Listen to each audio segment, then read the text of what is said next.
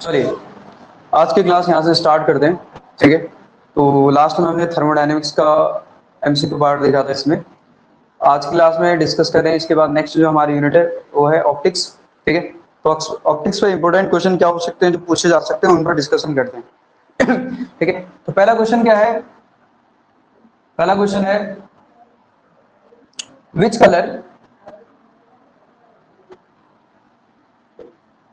Colour of light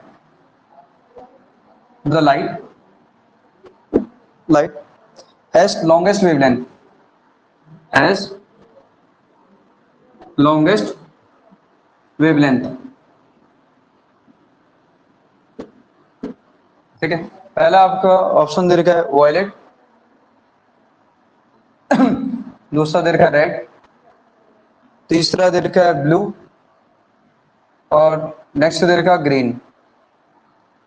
ये विच of the which colour of the light बोला has longest wavelength. ये question भी आया हुआ है, हाँ, क्योंकि उसमें क्वेश्चन कितना भी छोटा आ जाता है कितना भी बड़ा आ जाता है, ठीक। मतलब कुछ एक आध क्वेश्चन तो अच्छे लेवल के आएंगे। तो देखो हमें पता होता है VIBGYOR लाइट के लिए, ठीक है। लाइट क्या होता है?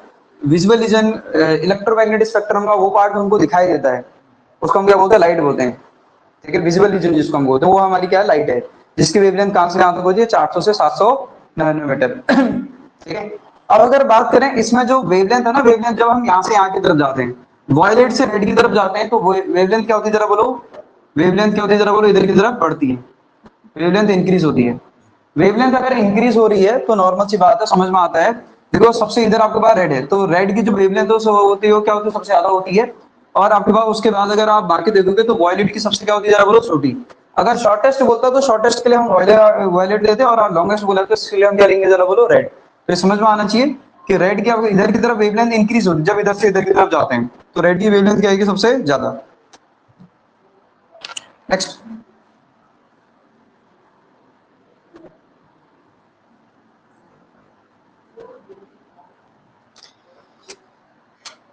इन टोटल इंटरनल रिफ्लेक्शन, ठीक है, इन TIR शॉर्टकट में टोटल इंटरनल रिफ्लेक्शन, ठीक है, when the angle of incidence when the angle of incidence is equal to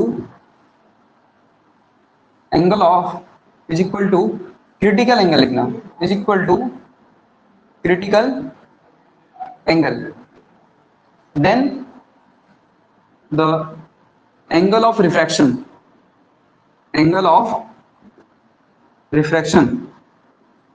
is,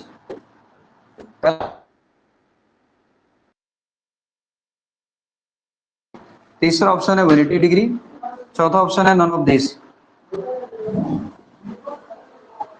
बोलो भाई क्या आएगा? ठीक है, बोला इन TIR बोल रहा है, ठीक है, टोटल इंटरनल रिफ्लेक्शन में जब आपके पास क्या होता है? Incidence angle, angle of incidence is equal to critical angle, then आपसे क्या बोल रहा है? एंगल ऑफ रिफ्लेक्शन कितना होता है करके, ठीक है। हम कुछ वो पोर्शन पे डिस्कस कर ले रहे हैं जो इंपोर्टेंट क्वेश्चन पूछे जा सकते हैं। क्या होता है जरा बोलो? 90। कहने का मतलब क्या? कभी आपने अगर देखा होगा हमारे पास टोटल इंटरनल रिफ्लेक्शन क्या होता है, ध्यान सुना। TIR के लिए कुछ कंडीशन होती है। क्या कंडीशन होती है टोटल इंटरनल रिफ्लेक्शन के लिए? पहली बात जो रे होनी चाहिए ना, रे, तो वह कहां से कहां जानी चाहिए? डेंसर टू रेयर जानी चाहिए। मैंने क्या कहा? TIR के लिए पहली सिचुएशन क्या होती है जरा बोलो? क्या होती है जरा बोलो? रे कहां से आनी चाहिए? डेंसर से कहां जानी चाहिए? जरा बोलो कहां जानी चाहिए? रेयर जानी चाहिए, रेयर मीडियम में जानी चाहिए। तब हमें क्या दिखता है जरा बोलो? TIR दिखता है। और TIR के टाइम पर अगर हम बात करें तो हमारे पास ये सपोज कर डेंसर मीडियम है, रेयर मीडियम है, तो ये रे ऑफ लाइट है, इंसिडेंट हुई, ठीक है। ये आपके पास एंगल, ये आपके पास नॉर्मल है, ठीक। ये एंगल ऑफ इंसिडेंस है। ये ग्लास स्लैब है, ये क्या जरा बोलो? ग्लास स्लैब है, ये ग्लास स्लैब है। ये डेंसर मीडियम है, ये रेयर मीडियम है, ये डेंसर मीडियम है। क्यों? क्योंकि TIR के लिए क्या होनी चाहिए? डेंसर से पहली बार रे कहां जानी चाहिए? रेयर मीडियम में जानी चाहिए। ये समझ में आना चाहिए। ये क्या जरा बोलो? रेयर मीडियम है, रेयर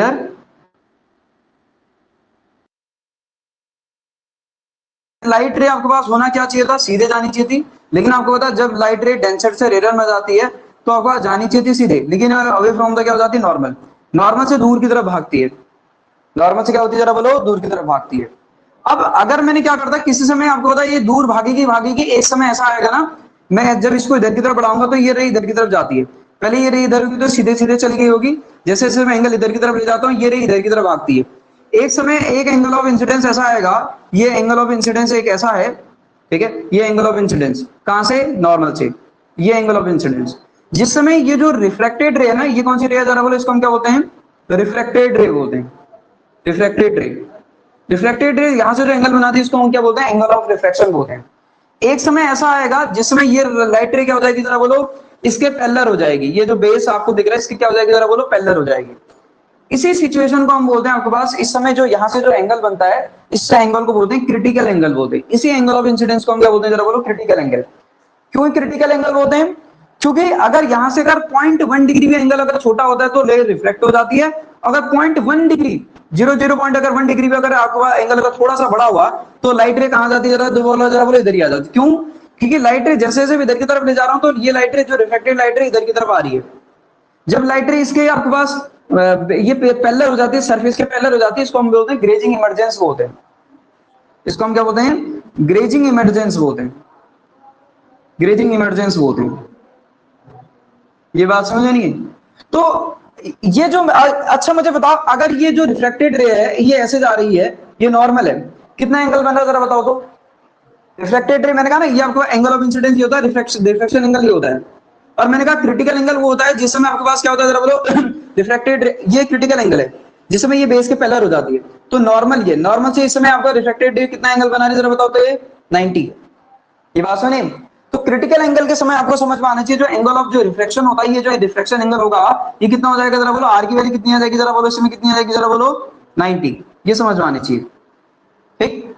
अब तो ये तो पहली बात, तो ये तो पता चल गया, इस समझ में आता है जिसमें जो है एंगल ऑफ इंसिडेंस आपके पास क्रिटिकल एंगल के इक्वल होगा, आई सी मतलब क्रिटिकल एंगल। उस समय क्या हो जाएगा जरा बोलो, ग्रेजिंग इमर्जेंस होगा, और उस समय आपके पास एंगल ऑफ रिफ्लेक्शन कितना होगा जरा बोलो, 90।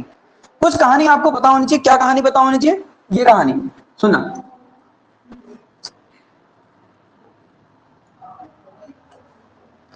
पहली बात अगर मैं बोलूं, अगर एंगल जरा देखो, इंसिडेंस एंगल क्रिटिकल एंगल से छोटा होगा, ये कौन सा एंगल है जरा बोलो, ये रे का, ये आपका रे अभी जा रही है, इसमें जो एंगल बन रहा है इसको मैंने क्या बोला जरा बोलो, आईसी बोला, आई इक्वल टू आईसी बोला है। अगर एंगल अगर क्रिटिकल एंगल से छोटा होगा, मैं कह रहा हूं ये वाला एंगल जरा देखो, ये वाला एंगल, ये वाली रे, उस समय क्या होता है जरा बोलो, रे क्या होती है, रिफ्लेक्ट हुई थी। इस समय क्या होता है जरा बोलो, क्या होता है जरा बोलो, रिफ्रैक्शन। आपसे डायरेक्टली पूछेगा क्या होगा करके, if the angle of incidence is less than critical angle then आपके पास क्या होगा बोला, तो आपको समझ में आना चाहिए रिफ्लेक्शन होगा। क्या होगा लाइट का जरा बोलो, reflection. I equal to IC पे क्या होता है जरा बोलो, बोलो ग्रेजिंग क्या होता है जरा बोलो, इमर्जेंस। ग्रेजिंग इमर्जेंस मतलब इस सरफेस के पैरेलल हो जाएगी, ये समझ में आना चाहिए, जिस भी सरफेस पर चल रही होगी सरफेस के पैरेलल हो जाएगी, ये समझ में आना चाहिए। तीसरा जब हम बोलते हैं I is greater then I सी, अगर ये एंगल अगर और ज्यादा हो गया, जैसे मैंने कहा अभी ये वाला एंगल, ये इस एंगल पर ये कहां चलेगी थी जरा बोलो, इधर चलेगी थी, ये किस एंगल पर, इस एंगल पर, जिस समय आई इज ग्रेटर देन क्या हो गया जरा बोलो, आईसी हो गया। इस समय क्या हो जाता है जरा बोलो, ये क्या है जरा, किसकी सिचुएशन है जरा बोलो, टोटल इंटरनल रिफ्लेक्शन। मतलब जिस मीडियम से लाइट रे आई थी उसी मीडियम में अगर वापस हो जाती है तो इसको बोलते हैं टोटल इंटरनल रिफ्लेक्शन। अगर एक लाइट रे, रिफ्लेक्शन होता है क्या, bouncing back of light in the same medium is called reflection of light. तो लाइट रे इस डेंसर से आई थी, डेंसर में वापस आएगी, तो यह क्या हो गया, रिफ्लेक्शन हो गया। रिफ्लेक्शन दो तरीके का होता है, कुछ ट्रांसपेरेंट पोर्शन में भी होता है, ट्रांसपेरेंट मीडियम में भी होता है, जैसे ट्रांसपेरेंट मीडियम ये। इन जनरल हम मिरर में भी रिफ्लेक्शन देखते हैं, मिरर में भी देखते हैं, प्लेन सरफेस में भी हम रिफ्लेक्शन देखते हैं। जैसे हम रूम में लाइट आपके पास गिर रही है, नॉर्मल बल्ब जल रहा है, तो लाइट रे रिफ्लेक्ट होगी तो आ रही है, आ रही नहीं आ रही, तो ये भी रिफ्लेक्शन है। मिरर में भी रिफ्लेक्शन होता है। एयर रिफ्लेक्शन यहाँ भी होता है जब आपके पास ट्रांसपेरेंट आपका ग्लास सरफेस में जब लाइट रे डेंसर से रेयर में जाती है, और जिसमें आपके पास angle of incidence critical angle से ज्यादा होता है उसमें टीआईआर होता है। ये कहानी पता होनी चाहिए, ठीक है। टीआईआर आपने बहुत जगह देखा होगा, कहां देखा, अगर आपसे अगर पूछा जाए, पहली बात आपने देखा होगा, अगर मैं एप्लीकेशन वाले पार्ट की बात करूं थोड़ा बहुत, ज्यादा नहीं, ठीक है। टीआईआर आपने कहां देखा होगा, पहली बात आपने देखा होगा ऑप्टिकल जो फाइबर होते हैं, ऑप्टिकल फाइबर किस पे काम करते हैं जरा बताओ तो, किस पे काम करता है, टीआईआर पे काम करता है, ठीक है। जो डायमंड आपने देखा होगा, डायमंड आपके पास जो स्पार्क करता है, ठीक है, चमकता है। वो किसकी वजह से चमकता है जरा बोलो? जो डायमंड की जो स्पार्कलिंग होती है वो किसकी वजह से होती है जरा बोलो? टीआईआर की वजह से होती है। तुमने कभी सुना होगा मिराज, सुना होगा मिराज, सुना कभी मिराज? मिराज सुना होगा, लूमिंग सुना होगा, सुना? क्या बोलते हैं मिराज को? ब्रैक मच्छी का बोलते हैं, ऐसे कुछ बोलते हैं। हाँ, राजस्थान में होता है जो केबल ऑप्टिकल फाइबर, बिल्कुल। क्या होता है बताओ तो ये मिराज को क्या बोलते हैं? मृग मच्छी का वो कुछ ऐसे ही नाम होता था, मेरे को तो याद ही नहीं है वो, मतलब थोड़ा थोड़ा याद आ रहा। हाँ, मरीचिका, बिल्कुल एकदम से, बिल्कुल। मिराज मतलब उसको आपने देखा भी होगा, रोड में भी दिखता है यार, गर्मियों में दिख जाता है। हाँ, तो इतना और बहुत बड़ी बात नहीं, दिख जाता है वो। लूमिंग में होता है ठंडे जो शहर होते हैं उनमें आपके पास जो पानी में जो जहाज होते हैं वो आपके पास हवा हवा एयर में उल्टे दिखाई देते हैं, उनकी उल्टी शेडो बन रही होती है, मतलब उल्टे आपको दिखाई देते हैं हवा में, उनकी इमेज बनती है, ठीक है। तो ये है, ठीक है। और आपके पास दूसरा रेनबो में भी आपके पास जो होता है, रेनबो में तो ये तो होता ही है, टीआईआर तो होता ही है, डिस्पर्सन भी होता है। उसमें आपके पास लाइट का टीआईआर भी होता है और साथ ही आपके पास डिस्पर्सन भी होता है, लाइट डिस्पर्स भी करती है तब आपको कलर दिखाई देते हैं, ठीक है। ये ध्यान में रखना। ये टीआई ये तो होता ही होता है रेनबो में। रेनबो में दो होते हैं, टीआईआर भी होता है, प्लस आपके पास और क्या होता है, मैंने क्या बोला जरा बोलो? इसमें और क्या होता है जरा बोलो? डिस्पर्सन भी होता है। डिस्पर्सन मतलब जैसे प्रिज्म में लाइट गिराते हैं तो क्या होता है जरा बोलो? लाइट क्या हो जाती है? डिस्पर्स हो जाती है, विभिन्न भागों में क्या हो जाती है? टूट जाती है, स्प्लिटिंग ऑफ लाइट, उसको हम क्या बोलते हैं? डिस्पर्सन। तो ये समझ में आनी, टीआईआर में बहुत जगह देखने को मिलता है, इसमें कोई बहुत बड़ी बात नहीं है, ठीक है। चलो, मैंने पूरी कहानी आपको बता दी है।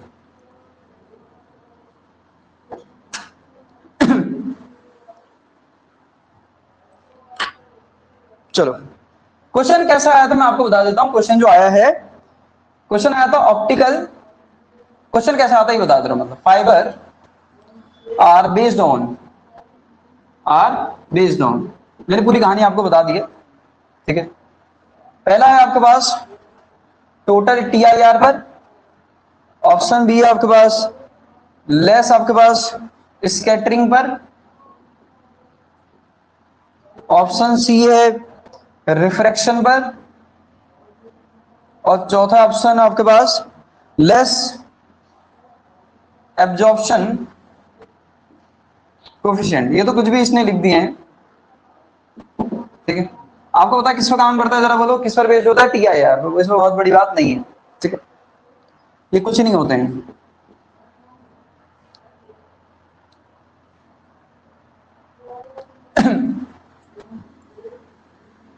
इसी में एक और क्वेश्चन होता है। क्या क्वेश्चन होता है? देखो, रिफ्रैक्शन दे रखा हो तो क्वेश्चन कुछ भी दे सकता है, भले वो मेंशन ना करे, ये ध्यान में रखना। रेनबो आपके पास क्या, rainbow is formed due to पहला आपके पास स्कैटरिंग, स्कैटरिंग एंड रिफ्रैक्शन, दूसरा आपके पास टीआईआर एंड डिस्पर्शन, तीसरा है आपके पास रिफ्लेक्शन ओनली, और चौथा आपके पास है diffraction and dispersion, diffraction and dispersion. तो ऑलरेडी आपको पता है क्या होता है जरा बोलो? टीआईआर एंड डिस्पर्शन, ठीक है। मैं ये लिखा रहा हूं क्वेश्चन कैसे आए हैं, बाकी तो आपने नोट तो कर ही लिया है, ठीक है। चलो हटा दो इसको।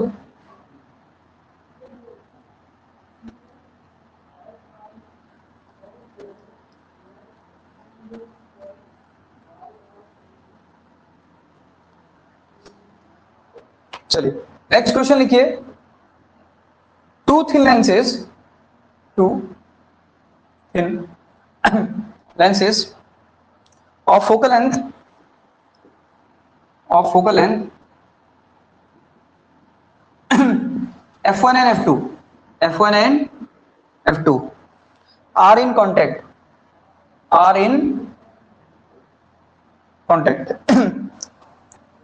and coaxial, मतलब एक ही एक्सेस पर रखे हैं, the power of the combination, ऐसा ही क्वेश्चन आया था शायद 2018 या 21 वाले में, देखना। The power of lens combination, lens combination. पहला ऑप्शन है F1 plus F2 divided by 2। Option B है F1 plus F2 divided by 2। अच्छा, F1 F2 मतलब F1 F2। ऑप्शन है आपके पास F1 by F2 of root, और लास्ट ऑप्शन है आपके पास F1 by F2, F1 by F2। बताओ तो फिर क्या आएगा? ये, हाँ देखो, आपको पता है कि जब दो लेंस कांटेक्ट में होते हैं ना, कांटेक्ट में, कांटेक्ट की कहानी, ठीक है, आपने पता है कांटेक्ट में होते तो क्या होती है करके। इसकी फोकल लेंथ F1 है, इसकी फोकल लेंथ F है, तो आपको 1 बाई एफ इक्विवेलेंट अगर आप निकालोगे तो कितना आता है? 1 by F1 plus 1 by F2। 3 होंगे तो 1 बाई F3, 10 होंगे तो इस तरीके से लिखते चले जाएंगे, ठीक है। इसमें आपके पास जितने होंगे उनको आपको लिखते जाना, 1 by F1, 1 by F2, 1 by F3 up to so on करके। बात समझ, कॉन्टेक्ट में अगर 10 है तो 10 के लिए आपको 1 by F1, 1 by F2, 1 by F3 इस तरीके से लिखते चले जाएंगे। अब आपको समझ आनी चाहिए पहली बार पावर क्या होती है, ये होती है रेसिप्रोकल ऑफ फोकल लेंथ। इसको हम क्या बोलते हैं जरा बोलो? पावर। अब ध्यान से समझने की कोशिश करिएगा, हमको कॉम्बिनेशन की पावर बतानी है एफ के फॉर्म में। तो देखो ये तो आपके पास 1 बाई एफ तो इक्विवेलेंट तो बन गया, इक्विवेलेंट पावर बन गया, तो इसको सॉल्व कर दो। बाकी ये तो अपना पास, इसको तो पावर बोल सकते हैं, ये पावर होगी पूरे सिस्टम की, क्योंकि 1 बाई एफ क्या होती है? पावर होती है। इसको सॉल्व करो कितना आ जाएगा? F2 प्लस कितना आ गया? F1 divided by F1 into F2। This is the power of the combination ना, क्योंकि इक्विवेलेंट क्या हो जाएगा, इसको सॉल्व करोगे ये इक्विवेलेंट पावर को इंडिकेट करेगा ना, the power of lens combination कितनी होगी करके, तो ये हो जाएगी आपके पास, ठीक है। चलिए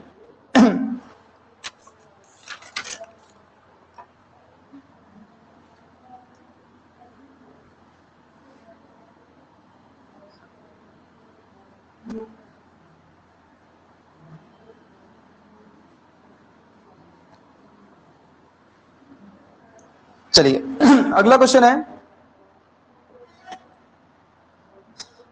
conjugate point,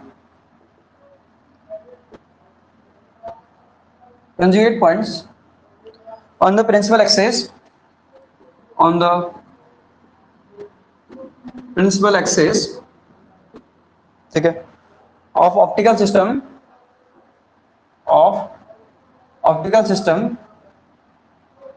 optical system having unit positive linear magnification, having unit positive linear magnification, linear magnification, magnification, ठीक है, are called पहला आपके पास प्रिंसिपल पॉइंट, दूसरा आपके पास नोडल पॉइंट, तीसरा आपके पास फोकल पॉइंट, और चौथा है आपके पास ऑप्शन क्या? Cardinal point.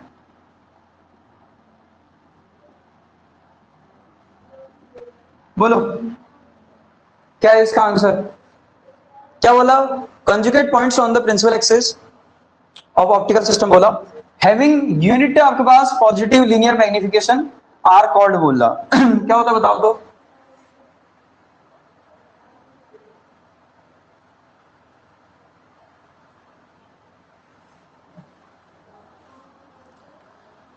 क्या होते थे याद है? तीन चीज हम आपके पास कार्डिनल पॉइंट पढ़ते थे। कार्डिनल पॉइंट कितने होते हैं? मैं कह रहा हूं total number of cardinal point कितने होते हैं? कार्डिनल पॉइंट कितने होते हैं? कार्डिनल पॉइंट, अरे तुम तो सब मिक्स कर दे रहे हो। कार्डिनल पॉइंट कितने होते हैं total? Cardinal point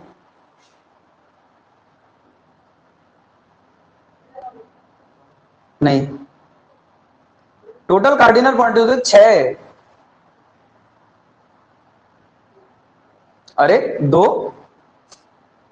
total cardinal point बोल रहा हूं मैं, टोटल कार्डिनल पॉइंट होते हैं 6, दो प्रिंसिपल पॉइंट होते हैं, दो फोकल पॉइंट होते हैं और दो नोडल पॉइंट होते हैं। सब भूल गए? अरे याद नहीं आ रहा? ऐसे कैसे होगा यार? दो चार ही तो, मैं पूरी कहानी थोड़ी लिखा रहा, दो चार पॉइंट लिखा रहा हूं, उन्हीं उन्हीं पे याद कर लेना, उन्हीं से क्वेश्चन बन जाएगा। ठीक है, याद तो करना उसको। ऐसे कैसे काम चलेगा? देखो मैं आपको पहले बता दूं, total number of cardinal point कितने होते हैं? कार्डिनल पॉइंट कितने होते हैं टोटल, जरा बताओ। ये क्वेश्चन भी आता है। कोएक्सियल लेंस सिस्टम के बाद total number of cardinal point कितने होते हैं? कितने होते हैं बताओ? कितने होते हैं? 6। क्या होते हैं? दो क्या होते हैं? बोलो। दो क्या होते हैं? Focal point. फोकल पॉइंट क्या होते हैं बताओ अब, चलो फटाफट। दो क्या होते हैं? अरे बोलो। Principal point. और दो क्या होते हैं? Nodal point. कितने हो गए? 6 नोडल पॉइंट। अब फटाफट बताना, फोकल पॉइंट क्या होते हैं? हाँ वो तो डायमेंशन, फेज स्पेस का डायमेंशन कितना होता है?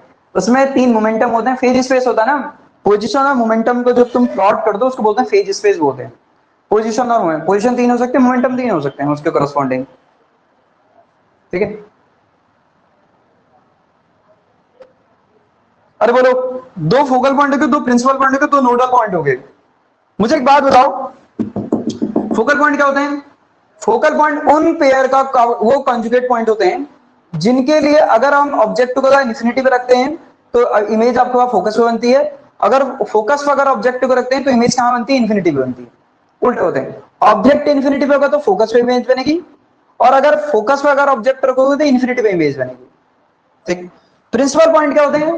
प्रिंसिपल पॉइंट वो आपके पास कार्डिनल पॉइंट होते हैं, कॉन्जुगेट पॉइंट्स होते हैं जिनका आपके पास लीनियर मैग्निफिकेशन, लीनियर मैग्निफिकेशन +1 आता है। इनका लीनियर मैग्निफिकेशन कितना आता है? लीनियर मैग्निफिकेशन कितना आता है? +1 आता है।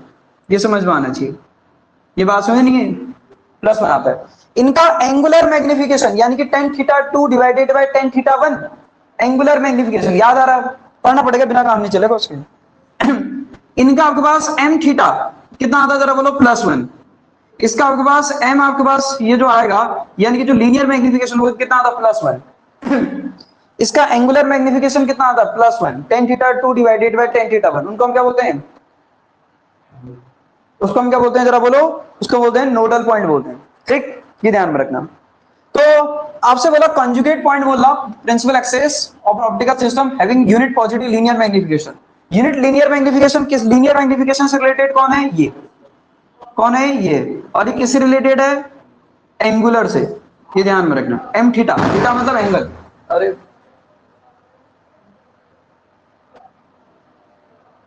ये बात समझ में आई नहीं आई?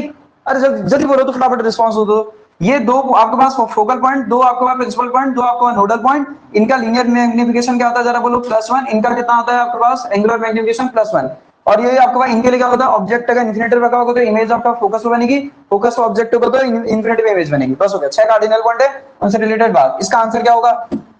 अरे इसका आंसर क्या होगा? Principal point.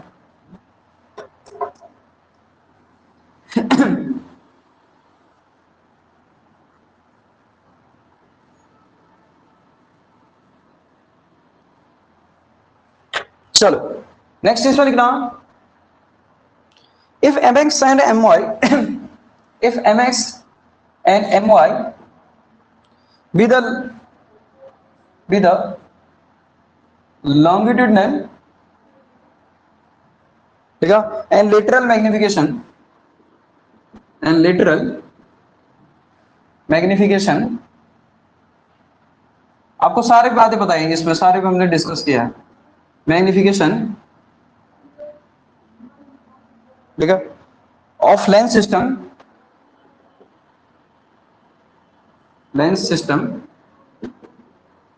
ठीक है। देन, ठीक है, आपको बोला भी हुआ कि क्या इंपॉर्टेंट है करके, ठीक है, क्या सबसे ज्यादा पूछा जाता है करके। mx proportional to my, mx proportional to आपके पास 1/my, तीसरा ऑप्शन है mx प्रोपोर्शनल टू आपके पास my का स्क्वायर, चौथा ऑप्शन है M X proportional to 1 by आपके पास एम वाई स्क्वायर। बोलो भाई क्या ऑप्शन होना चाहिए?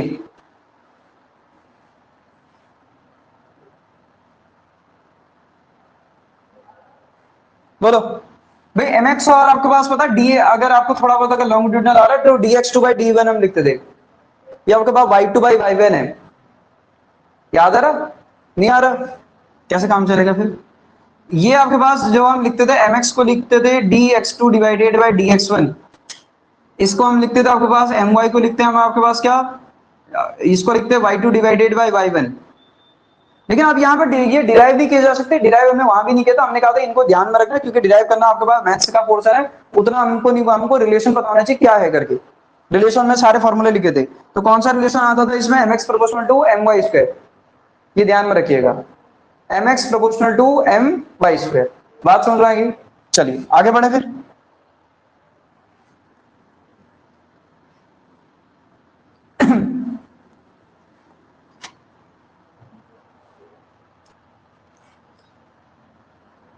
when a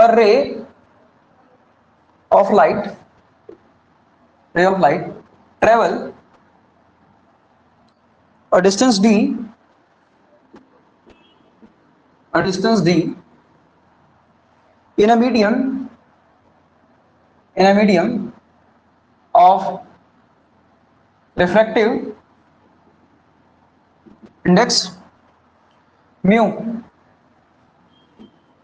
mu, then optical path of the medium, then optical path of the then optical path in the medium is, पहला option है mu plus D, mu minus D, option C है mu into D, mu into D, option D आपके पास mu by D. बोलो optical path क्या होता है?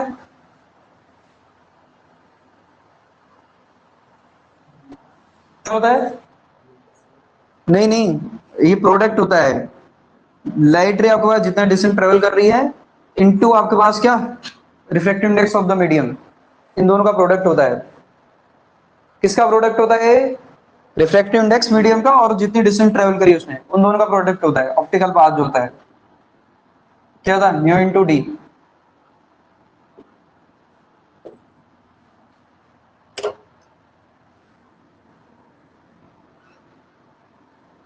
चलिए next.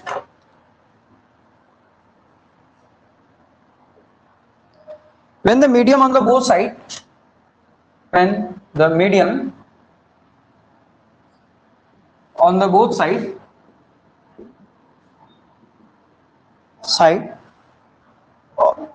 of lens system,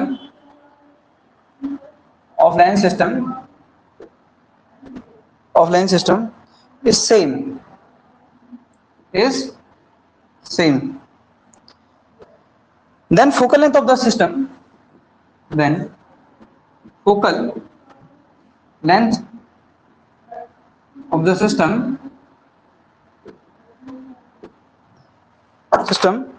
is given by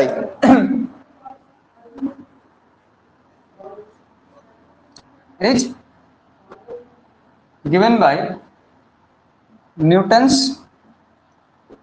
relation। कैसे दी जाती है न्यूटन रिलेशन से आपको बताना है। हाँ x1 x2 इक्वल टू आपके पास क्या, plus F square. Option B आपके पास x1 x2 equal to minus of F square. दूसरा तीसरा आपके पास x1 x2 इक्वल टू आपके पास प्लस एफ।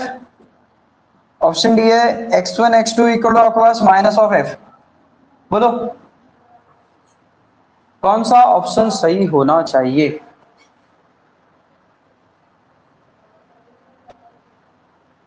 बताओ तो फिर। न्यूटन फॉर्मूला यार, ऑप्टिक्स में क्या आता है न्यूटन फॉर्मूला?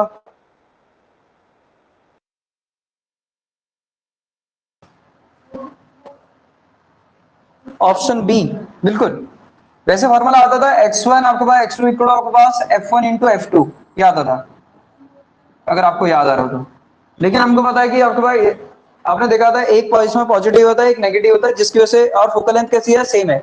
जब दोनों तरफ के मीडियम सेम होता तो आपके पास f1 इक्वल टू f2 होता था मैग्नीट्यूड, लेकिन साइन कैसा होता अपोजिट होता था। f1 में आपके पास नेगेटिव होता था, f2 पॉजिटिव होता था, जिसकी वजह से ये कैसा आता था, ओवरऑल नेगेटिव आता था।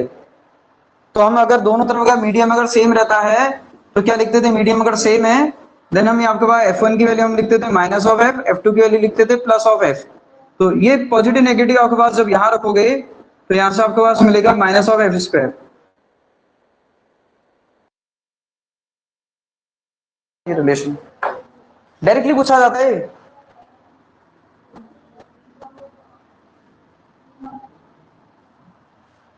ठीक है, चलो नेक्स्ट है in hygiene eyepiece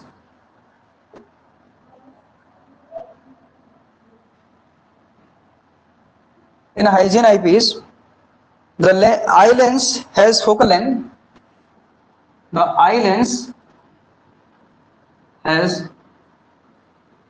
focal length f, the equivalent focal length, the equivalent focal length, the equivalent focal length of the eyepiece of the eyepiece is बताओ तो फिर क्या आती थी,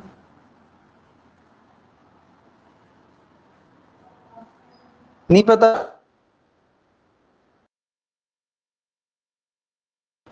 3/4f, ऑप्शन बी है 4f, ऑप्शन सी है 2f, option D है 3/2f। बोलो हाइजीन आईपीएस में क्या होता था, हमारे पास दो प्लेनो कॉन्वेक्स लेंस होते हैं। कौन से लेंस होते हैं जरा बोलो, प्लेनो कॉन्वेक्स लेंस। दोनों आपके पास सेम तरफ फेस करते हैं, ठीक है, दोनों का फेस क्या होता है, एक ही तरफ होता है। इनके बीच की जो डिस्टेंस होती है आपको पता है ऑलरेडी कितनी होती है, जरा बोलो 2f। और ये जो होता है कितना होता है 3f, और ये इसकी फोकल लेंथ कितनी होती है जरा बोलो f। मैं एक बार बोलूं ध्यान से सुनना, क्वेश्चन कुछ भी बनाया जा सकता है। इसमें ये भी क्वेश्चन बनाया जा सकता है कि दोनों फोकल जो लेंस होते हैं उनकी फोकल लेंथ का रेशियो क्या होता है, तो कितना आएगा 3:1। ये ध्यान में रखिएगा मैं क्या कह रहा हूं करके। क्वेश्चन कितना भी छोटा बनाया जा सकता है, कितना भी बड़ा बनाया जा सकता है, तो आपको पता होना चाहिए इन दोनों के जो रेशियो आएगा वो कितना आएगा, जरा बोलो कितना आएगा 3:1। रेशियो की बात करूं तो फोकल लेंथ, एक क्वेश्चन तो ये बनता है।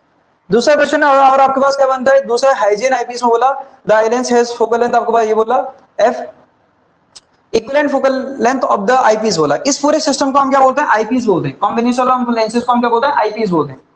इसमें ये आपके पास क्या होता है, ये इसको हम क्या बोलते हैं, आई लेंस बोलते हैं। इसको हम क्या बोलते हैं जरा बोलो, इसको हम बोलते हैं आपके पास ऑब्जेक्टिव लेंस बोलते हैं, जो ऑब्जेक्टिव की तरफ होता है। इसको हम आई लेंस बोलते हैं, इसको हम ऑब्जेक्टिव लेंस बोलते हैं। इसकी फोकल लेंथ उसने बोला एफ है, तो इसकी कितनी होती है 3:1 होता है, तो इसकी 3 गुना हो जाएगी। समझ आ रहा मैं क्या कह रहा हूं करके, इसकी कितनी हो जाएगी जरा बोलो 3 गुना। मैंने कहा ना इनका रेशियो कितना होता है 3:1 होता है, तो अगर अगर ये एफ होगा तो कितना हो जाएगा 3f। बात समझ आ गई। अब जरा सुनना अब आपसे क्या बोला ना, इक्विवेलेंट फोकल लेंथ इस पूरे आईपीस की निकालने के लिए, तो आपको पता है दो लेंस अगर डी डिस्टेंस होते थे जिनकी फोकल लेंथ f1 और f2 होती थी, तो फॉर्मूला क्या आता था जरा बताओ तो इक्विवेलेंट फोकल लेंथ फॉर्मूला क्या आता था, f1 f2 डिवाइडेड बाय क्या आता था f1 plus f2 minus of क्या आता था d। ये फॉर्मूला कब आता था हमारे पास जब दो लेंस हैं और कितने डिस्टेंस पर रखे हैं जरा बोलो, कितने डिस्टेंस पर रखे हैं जरा बोलो, दो डिस्टेंस डी डिस्टेंस पर रखे हैं। तो आपको सब कुछ तो पता है यार इसमें, तो इक्विवेलेंट फोकल लेंथ निकाल दो फिर इस पूरे कॉम्बिनेशन की। कितनी आएगी जरा बोलो, f1 f2 कितना आ जाएगा 3f स्क्वायर आ जाएगा, f और 3f। ये कितना आ जाएगा जरा बोलो, f1 f2 कितना आ जाएगा 4f। ये कितना d की वैल्यू कितनी है जरा बोलो 2f। तो f की वैल्यू कितनी आ जाएगी यहाँ से 3f square divided by 2f, इससे कैंसिल आउट हो गया, तो 3f बाई कितना आ गया जरा बोलो 2। This is the answer. तो कहीं पर है ऑप्शन, ऑप्शन डी है।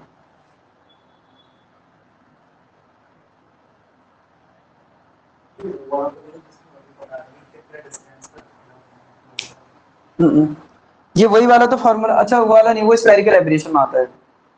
लेंस इसको कितने डिस्टेंस पर रखना चाहिए, एक की फोकल लेंथ f1 है, दूसरी की f2 है। मिनिमम स्फेरिकल एब्रेशन होने के लिए d equal to f1 minus f2। चलो फिर देखो next.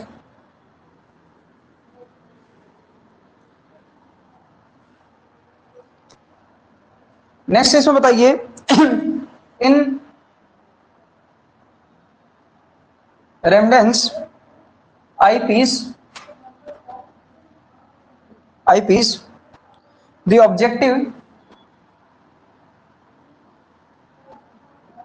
objective have focal length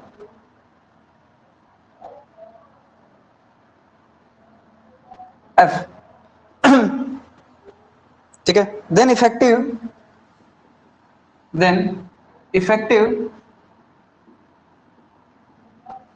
focal length, effective focal length is क्या होगी कह रहा, बताओ तो फिर अब। पहली बात इसमें ये भी पूछ सकता है इनका रेशियो क्या होता है करके ठीक है, क्या है कि जरा बताओ तो फिर। ये आएगा 2f, ये आ जाएगा 3f, ये आ जाएगा आपके पास 3/4f, ऑप्शन डी आएगा आपके पास 3/2f, ठीक है। चलो ट्राई करिए, बताने की कोशिश करिए। रेमडेंस आईपीएस में क्या होता है जरा बोलो। दो लेंस होते हैं, ये एक दूसरे को क्या कर रहे होते हैं, फेस कर रहे होते हैं। प्लेनो कॉन्वेक्स लेंस होते हैं, एक दूसरे को क्या कर रहे होते हैं जरा बोलो, फेस कर रहे होते हैं, ठीक। इसकी फोकल लेंथ कितनी होती है f, इसकी भी फोकल लेंथ कितनी होती है बोलो f। इसलिए उसने ए ऑब्जेक्टिव की इसके तो अपना आप हो ही जाएगी, ठीक है f। अच्छा इन दोनों के बीच की डिस्टेंस आपको पता है ना, ये कितनी होती है जरा बोलो 2f/3। ये समझ में नहीं आई बात, कितनी होती है 2f/3 रेमडेंस आईपीएस में, आपको बताइए। अब आपसे क्या बोला, इक्विवेलेंट फोकल लेंथ निकालने के लिए अभी मैंने फॉर्मूला बताया था, क्या बताया था, f1 f2 divided by f1 plus f2 minus of d, this is the formula to calculate आपके पास क्या, इक्विवेलेंट फोकल, आपके पास focal length of the combination. तो यहां से f की वैल्यू अगर आप कैलकुलेट करोगे f1 f2 कितना आ जाएगा, f स्क्वायर डिवाइडेड बाय कितना आ जाएगा, ये आ जाएगा आपके पास कितना 2f माइनस कितना आ जाएगा 2f/3। अगर आप एलसीएम लोगे तो कितना आ जाएगा 6 माइनस 2 कितना आ जाएगा 4, f स्क्वायर कितना आ जाएगा 3 ऊपर चले जाएगा 4 आ जाएगा, इससे कैंसिल आउट हो जाएगा। तो f की जो वैल्यू आएगी कितनी आ जाएगी 3f/4, this is the value of f, क्या जाएगी जरा बोलो 3/4f, ठीक है। 3/4 क्या आ जाएगा f, समझ में आ गई बात। ये तो होना चाहिए यार, सेम ही तो क्वेश्चन है। हाँ दोनों सेम ही तो है, रेमडेंस और आपके पास हाइजेन। मैंने सोचा एक मैं करता हूँ दूसरा खुद करोगे करके, नहीं आई बात समझ में, कैसे होगा फिर।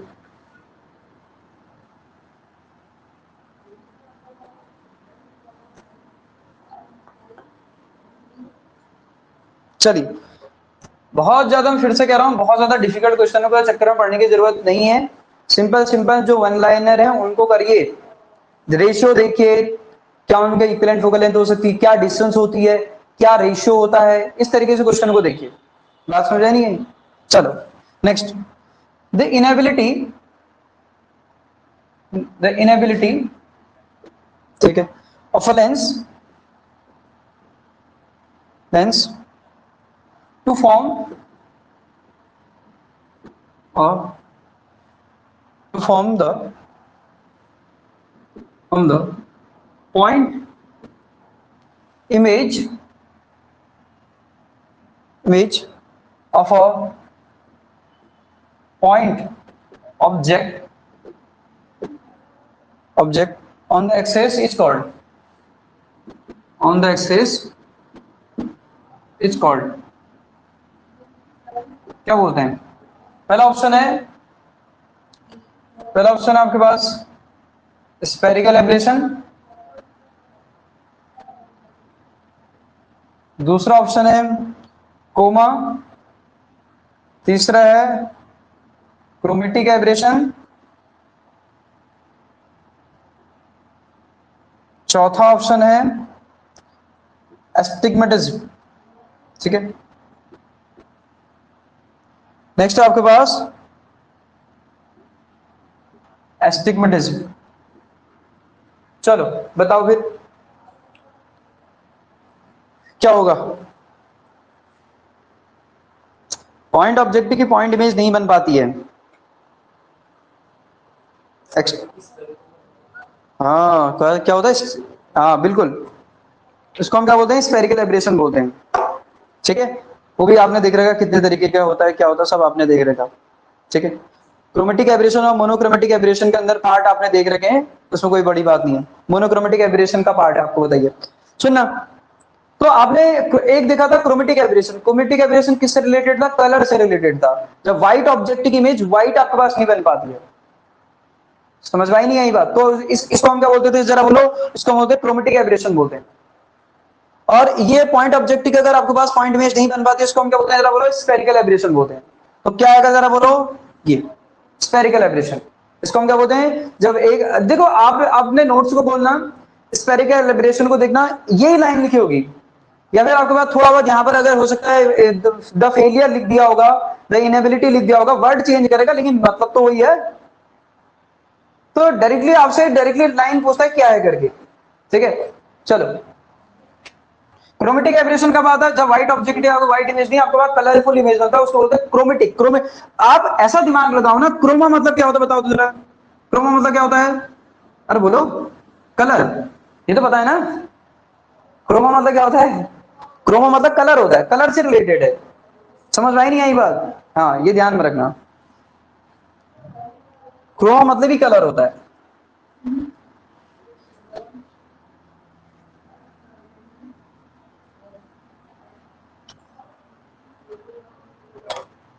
नेक्स्ट अगर हमारे पास नेक्स्ट क्वेश्चन है to minimise to minimise spherical aberration, spherical aberration. ठीक है, two lenses of focal length, two lenses of focal length f1 and f2, ठीक है, आर प्लेस्ड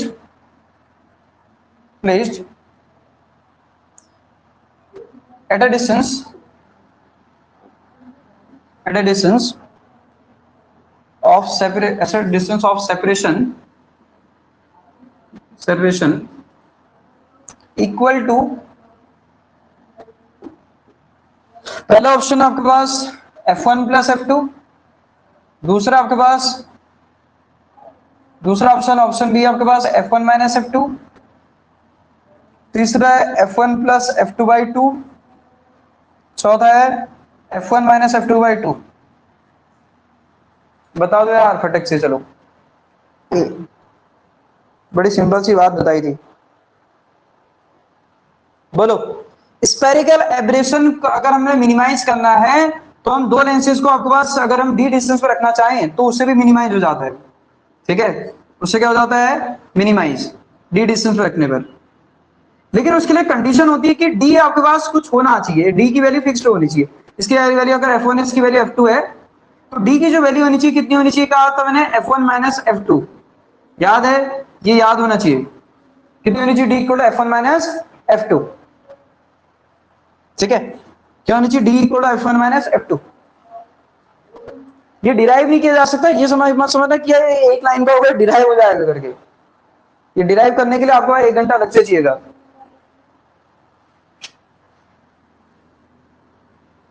ये डायरेक्टली याद होनी चाहिए, स्फेरिकल एब्रेशन को मिनिमाइज करने के लिए दो लेंसेज के बीच की डिस्टेंस अगर इसकी फोकल लेंथ f1 है। क्वेश्चन कैसा था बताऊं, क्वेश्चन ऐसा भी आ सकता है, दो लेंस से बोलेगा और आपके पास उनमें हमने स्फेरिकल एब्रेशन मिनिमाइज करना है, बोलेगा एक की फोकल लेंथ आपके पास 50 है, एक की फोकल लेंथ आपके पास 30 है, तो बताओ आपके पास डिस्टेंस क्या होनी चाहिए।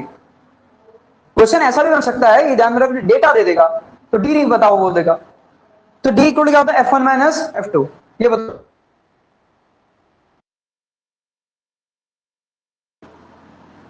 ठीक, चलिए लॉन्गिट्यूडल लॉन्गिट्यूडल या एक्सियल जिसको आप बोलते हो, ठीक है,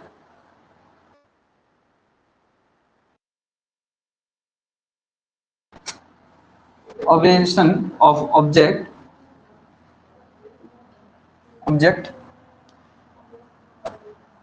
ठीक है, of object of finite distance, ठीक है, फॉर अ फाइनाइट डिस्टेंस,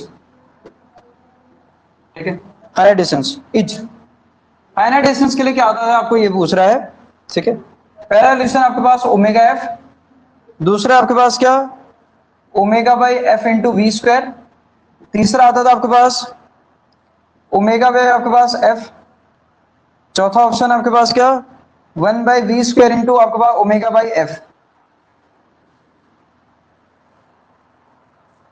बोलो भाई, लॉन्गिट्यूडनल क्रोमेटिक एब्रेशन, ठीक है, of object for finite distance.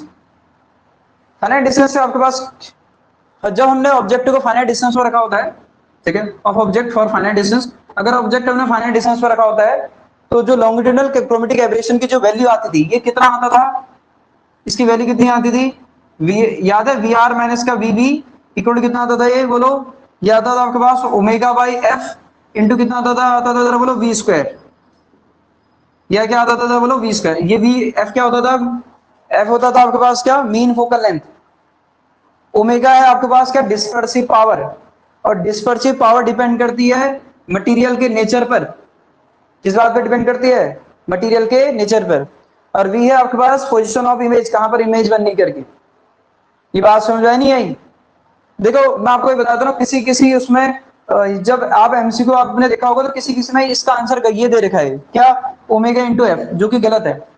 ये कब आता है, ये ओमेगा इंटू आपके पास ये एफ आर माइनस का एफ वी इक्वल टू कितना आता है जरा बोलो ओमेगा इंटू एफ, ये फॉर्मूला कब आता है जरा बोलो, जो ऑब्जेक्ट कहां पर होता है जरा बोलो इन्फिनिटी पर होता है, उस समय आपको क्रोमेटिक एब्रेशन आपके पास अगर हम देखें, ठीक है, रेज इन्फिनिटी से आ रही होती है, उसमें कितना आता है, ये आता है कितना आता है जरा बोलो ओमेगा इंटू एफ। कभी कभी आपसे बोलता है कि एक सिस्टम जो है वो आपके पास फ्री फ्रॉम आपके पास क्या है लॉन्गिट्यूडनल क्रोमेटिक एब्रेशन है और ऑब्जेक्ट जो है इन्फिनिटी पर रखा हुआ है, देन बताइए आपके पास एफ आर माइनस एफ की वैल्यू कितनी होगी। तो आपको ये समझ में आना चाहिए, अगर फ्री अगर उसमें अगर कोई एब्रेशन अगर नहीं है then F R minus F कुछ आ रहा होगा क्या, नहीं, ये क्या बता रहा है, कितना एब्रेशन है करके, F R minus F aberration को बता रहा है, ये बता रहा है एब्रेशन कितना है करके। अब उसमें एब्रेशन ही नहीं है तो इसकी वैल्यू कुछ आएगी क्या, एफ आर माइनस एफ ये कितना आ जाएगा बोलो जीरो।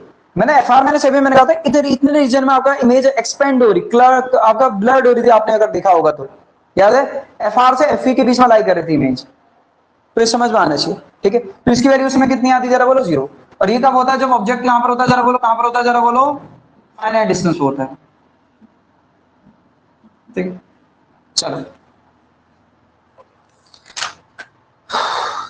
चले फिर नेक्स्ट क्वेश्चन पे, याद रहेगा,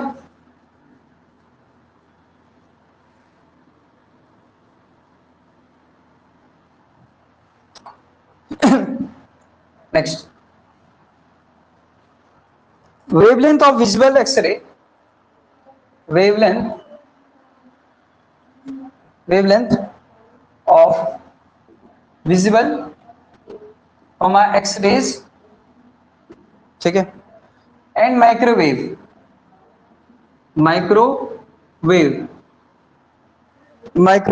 आर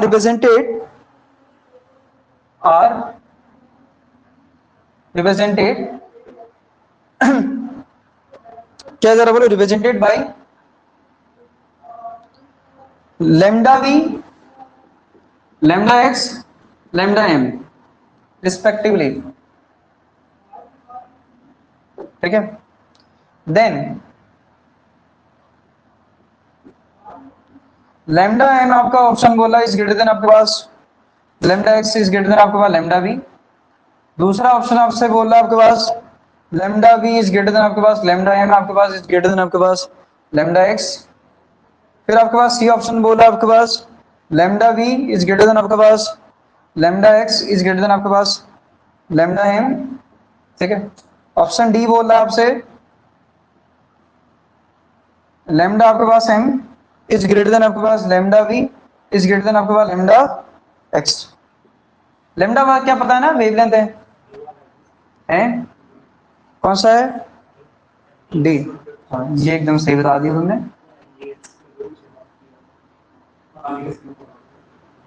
आपने कभी देखा होगा, जरा देखो, आपने इलेक्ट्रोमैग्नेटिक स्पेक्ट्रम देखा होगा, देखा ना इलेक्ट्रोमैग्नेटिक स्पेक्ट्रम। चलो मैं इसको इरेज करता हूँ, ऊपर बना देता हूँ छोटा सा, ज्यादा नहीं।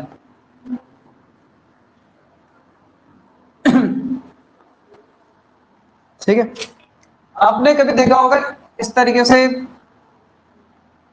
इलेक्ट्रोमैग्नेटिक स्पेक्ट्रम देखा होगा, अगर आपको याद आ रहा है तो। ठीक है, इलेक्ट्रोमैग्नेटिक स्पेक्ट्रम। ठीक है, इसके बीच में रीजन जो होता है उसको हम क्या बोलते हैं, जरा बोलो, क्या बोलते हैं उसको हम? Visible region. क्या होता है? VIBGYOR। ठीक है, क्या होता है उसको हम विबग्योर बोलते हैं। इधर जहां से स्टार्ट होता है, इधर सबसे इधर क्या होता है, जरा बोलो, क्या होता है इधर? Gamma ray. फिर क्या होती है? एक्सरे। वो अलग बात है, शार्प सेपरेशन नहीं होता है, सब ओवरलैप होती है, मैं ऐसे रैंडमली आपको समझने के लिए बता रहा हूँ। ठीक है, यूवी रेज, ये मत कहने कि आपने कैसे डिफरेंशिएट कर दिया, डिफरेंस तो होता ही नहीं है। ठीक है, तो इंफ्रारेड, फिर क्या आता है? माइक्रोवेव, फिर क्या आता है? रेडियो वेव, इसी का पार्ट होता है। ठीक है, और माइक्रोवेव, माइक्रोवेव, ये इंफ्रारेड। याद रहेगा ये? नहीं रहेगा? कैसे होगा फिर? देखो, मुझे एक बात बताओ, अच्छा, इधर की तरफ वेवलेंथ मैंने कहा ना आर, याद है आर? इधर की तरफ वेवलेंथ क्या होती थी? बढ़ती थी। इसका मतलब यहां से यहां की तरफ वेवलेंथ क्या होगी, जरा बोलो? वेवलेंथ क्या होगी, जरा बोलो? बढ़ेगी। तो फ्रीक्वेंसी क्या होगी, जरा बोलो? घटेगी। समझ में आई बात? अगर वेवलेंथ बढ़ी तो फ्रीक्वेंसी घटेगी ना, क्यों? क्योंकि आपने पढ़ा था B equal to F lambda, पढ़ेगा नहीं पढ़ेगा? ये कांस्टेंट होती है किसी भी मीडियम के लिए, अगर हम एक मीडियम में देखें तो ये कांस्टेंट रहता है। एक मीडियम में, एक मीडियम में, मैं मल्टीपल मीडियम की बात नहीं कर रहा हूं। या सी इक्वल टू एफ लैम्डा लिख सकते हो, जैसे आपकी इच्छा। तो ये एक दूसरे के इनवर्स होते हैं, ये कांस्टेंट है। कांस्टेंट मतलब आपको समझ में आना चाहिए, लाइट स्पीड, अगर वैक्यूम में कहूंगा तो स्पीड ऑफ लाइट। सुना? अच्छा बताओ फिर क्या आएगा, अगर बोलो लैम्डा है माइक्रो। अच्छा, वेवलेंथ सबसे ज्यादा इसमें अगर आप इधर की तरफ बढ़ रही है तो सबसे इधर क्या है? माइक्रोवेव है।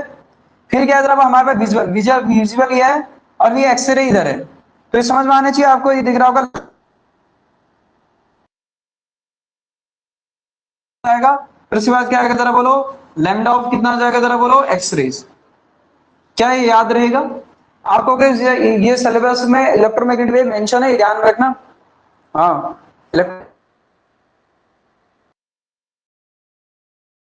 कुछ आ जाएगा। हो सकता है थोड़ा थोड़ा इनके यूजेस थोड़ा बहुत पता ही है, एक्सरेज वगैरह हम वो कराने के लिए मेडिकल में यूज करते हैं करके आपको बताइए एक्सरे का। ठीक है, गामा रेज वगैरह का हम आपको कैंसर वगैरह ट्रीटमेंट में थोड़ा बहुत यूज करते हैं। ठीक है, अलग अलग जगह पे अलग अलग। माइक्रोवेव हम आपको पास ओवन में यूज करते हैं। ठीक है, रेडियो वेव का हम कम्युनिकेशन के लिए यूज करते हैं। थोड़ा बहुत आपको आइडिया होना चाहिए इसका, बाकी और कुछ नहीं। ये तो पता ही है, विजुअल लाइट पार्ट है करके। इसकी वेवलेंथ कहां से होती है? 400 नैनोमीटर से 700 नैनोमीटर। ठीक है, याद रहेगा? हटा दें तो ऑप्शन कौन सा हो जाएगा, जरा बोलो? ये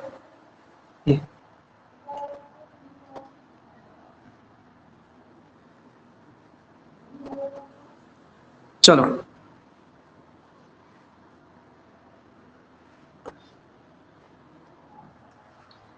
नेक्स्ट क्वेश्चन है। नेक्स्ट क्वेश्चन है, if the focal length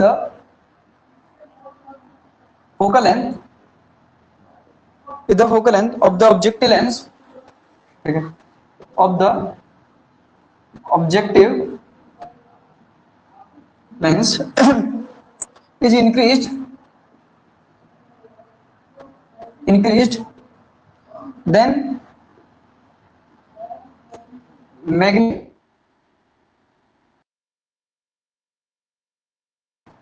magnifying power of ठीक है, पहला माइक्रोस्कोप,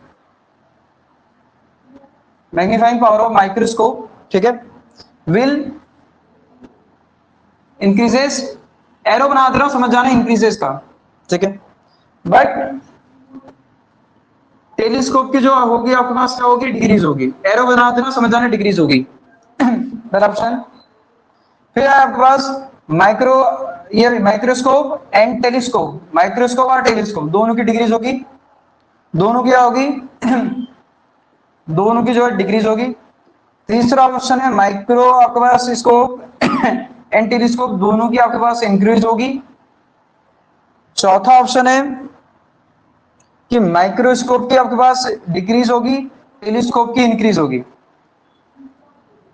बोलो, मैं शॉर्टकट में लिखा है क्वेश्चन, माइक्रोस्कोप है टेलीस्कोप है, पहला ऑप्शन पूरा लिखा है, बताओ तो जरा।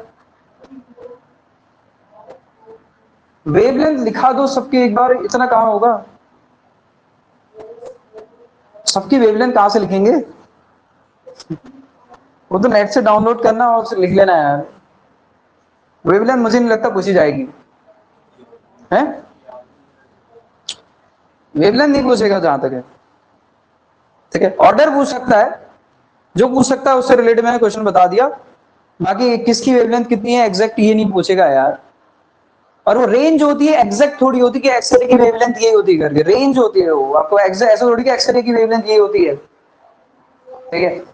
रेंज होती है, रेंज। एग्जैक्ट आपके पास कैसे, क्या ऑप्शन डालेगा, ठीक है। रेंज डाल सकता है, रेंज आप नेट से डाल के देख ले क्या है करके, ठीक है। वो तो एग्जैक्ट मुझे भी ध्यान में नहीं है। इधर सुना, माइक ये बताओ, ये वाला इसका बताओ।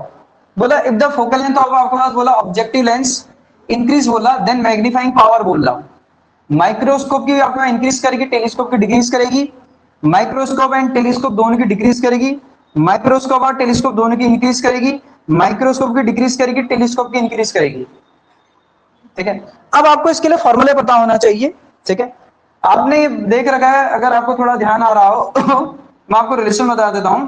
माइक्रोस्कोप के लिए अगर हम बात करें, किसके लिए, माइक्रोस्कोप के लिए, माइक्रोस्कोप की जो आपके पास मैग्नीफाइंग पावर आती है वो इनवर्सली प्रोपोर्शनल टू आपके पास क्या आती है, ऑब्जेक्टिव लेंस।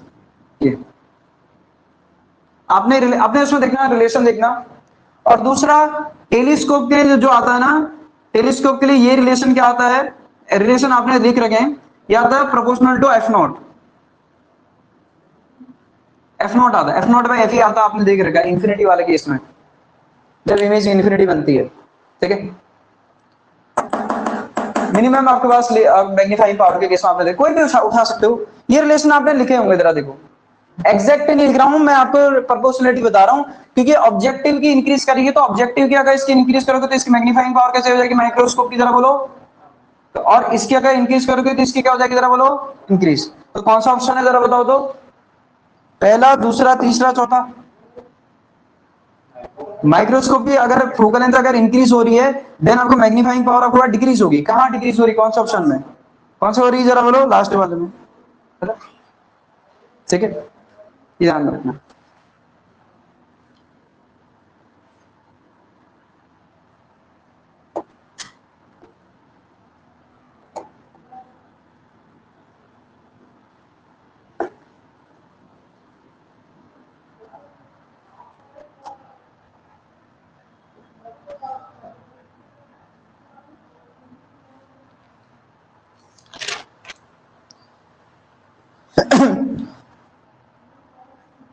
एक्चुअली क्या, chromatic aberration is due to, पहला ऑप्शन है reflection of light,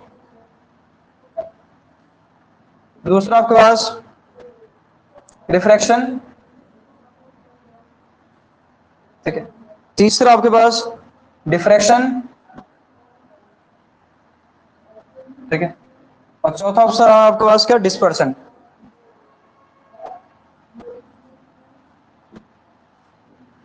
chromatic aberration किसकी वजह से आता बताओ तो जरा फिर,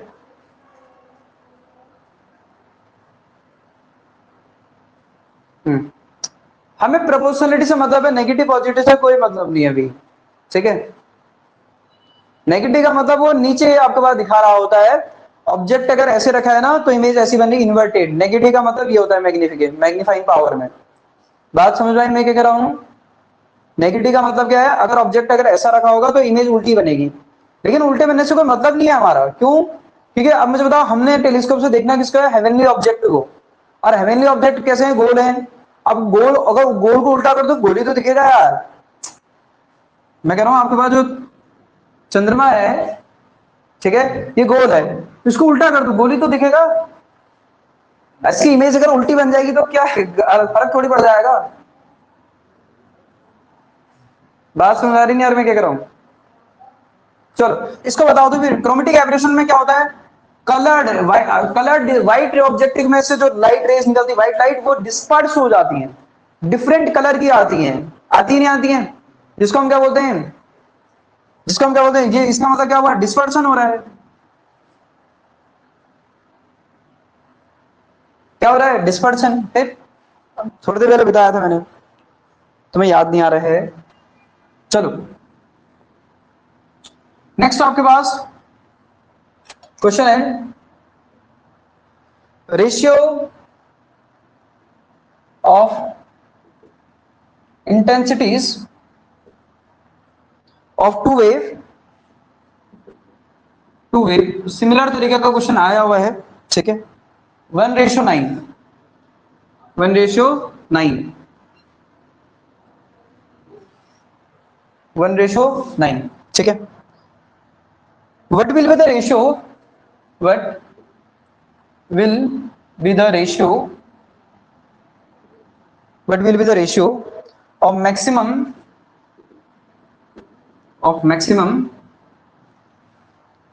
intensity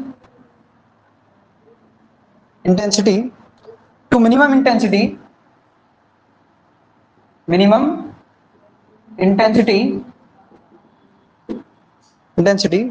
if these wave interfere, if these wave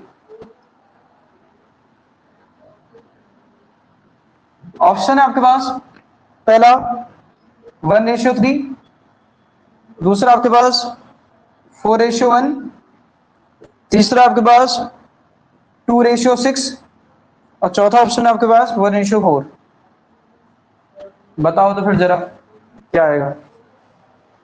ऐसा मैंने क्वेश्चन कराया था, 2 बार तो करा ही दिया होगा। सॉल्व करो क्या था, पता, मुझे भी याद नहीं है, मुझे भी ध्यान में नहीं है क्या है। वेव कहाँ गए, हाँ इंटरफेयर,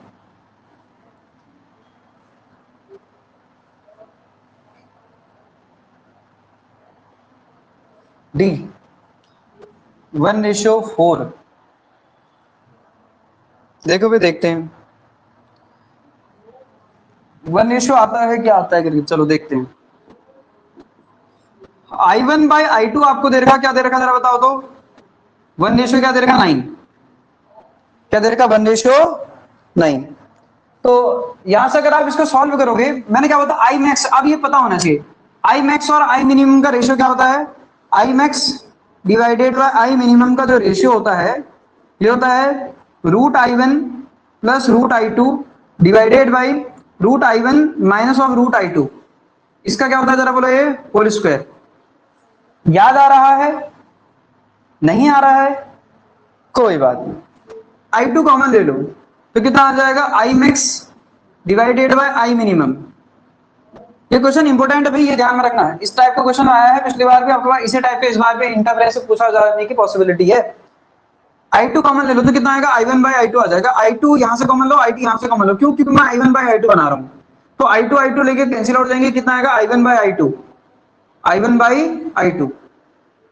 यहां कितना आ जाएगा जरा बोलो, यह आएगा I1/I2 ऑफ रूट प्लस कितना आ जाएगा जरा बोलो, 1, और नीचे कितना आएगा जरा बोलो, इसी तरीके से नीचे कितना आएगा जरा बोलो, I1/I2 कॉमन लिया था ना, -1 का क्या आ जाएगा जरा बोलो, होल स्क्वायर आ गया। अच्छा I1/I2 की वैल्यू क्या जरा बोलो, I1/I2 के लिए 1/9, तो आई मैक्स डिवाइडेड बाय, जब आई मिनिमम आप कैलकुलेट करोगे ना, तो यहां इसको अगर मैं रूट लूंगा ना तो कितना हो जाएगा ये 1/3, तो ये आएगा 1/3 प्लस 1, तो 1/3 अगर मैं लिखूंगा 1/3 प्लस 1, नीचे आएगा 1/3 माइनस 1, इसका क्या आएगा जरा बोलो, होल स्क्वायर। सॉल्व करिए इसको,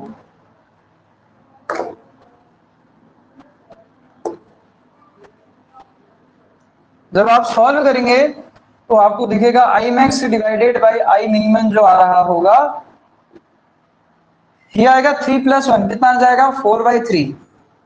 इधर लोगे तो कितना माइनस का 2/3, इसका क्या आएगा 4²।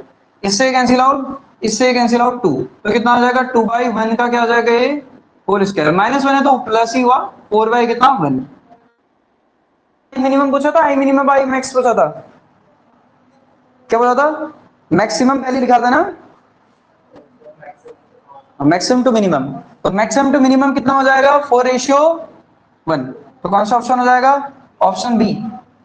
तुम इसका इस ऑप्शन में कंफ्यूज करोगे, ये ऑप्शन नहीं है, उसने I max bye I minimum पूछा है।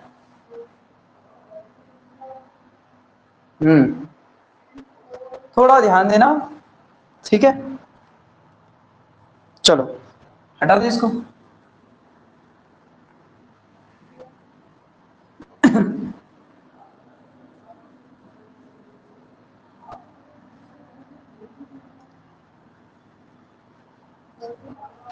नेक्स्ट क्वेश्चन है, इन माइकलसन इन माइकलसन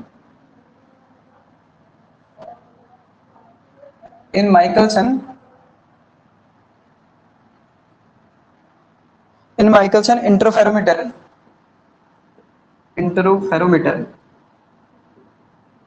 ठीक है, with monochromatic light with monochromatic light light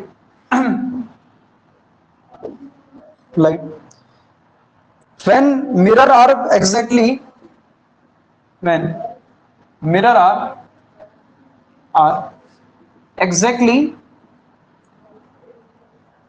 perpendicular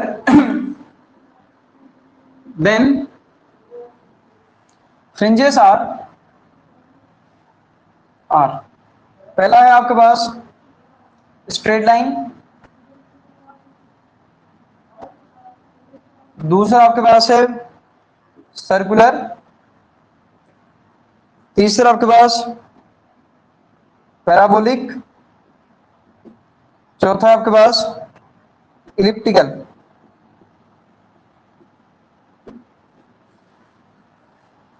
बोलो भाई।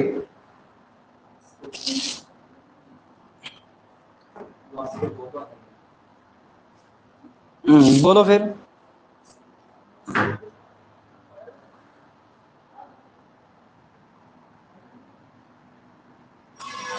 बोलो तो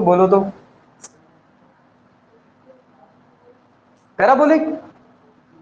भाई ये तो मैंने ग्रुप में भी भेजा था यार एक दिन, तुम्हें अभी भी याद नहीं आ रहा है? ग्रुप में कोई रिस्पांस देता ही नहीं है?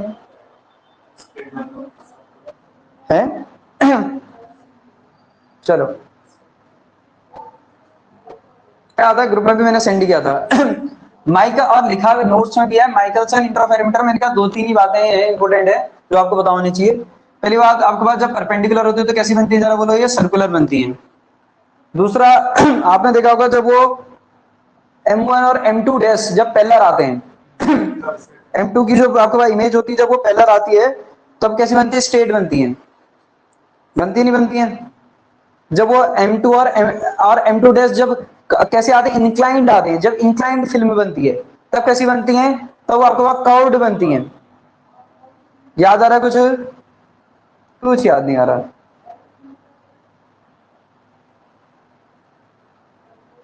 चलो फिर क्या होगी जरा बोलो? सर्कुलर, ठीक है। Next.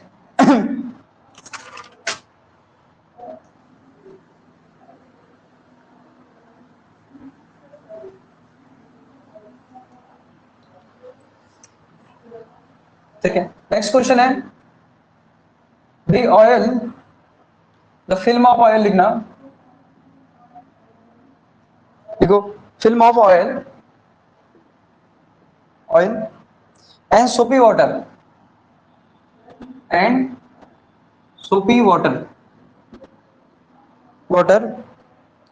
have their brilliant have their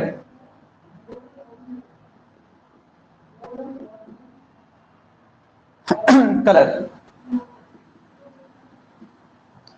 because of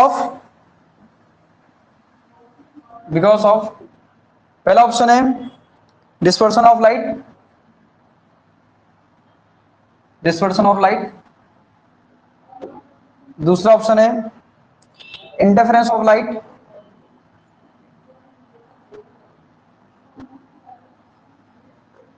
तीसरा ऑप्शन है डिफ्रैक्शन ऑफ लाइट,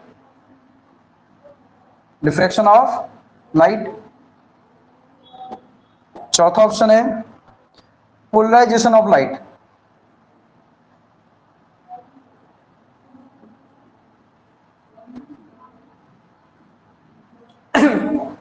बोलो।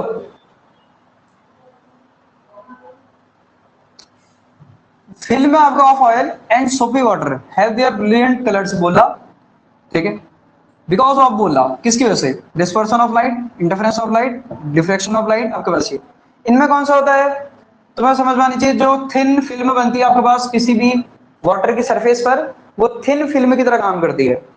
और जो सोपी वाटर होता है आपके पास वो भी किसकी तरह, उससे भी जो आपका इंटर जो पैटर्न बनता है वो कलरफुल, उसको हम क्या बोलते हैं, वो किससे बनता है, थिन फिल्म की तरह एक्ट करती है वो। और किसकी वजह से, क्या क्या किसकी वजह से बनता है वो, इंटरफेरेंस की वजह से। तो क्या आ जाएगा, इंटरफेरेंस ऑफ लाइट।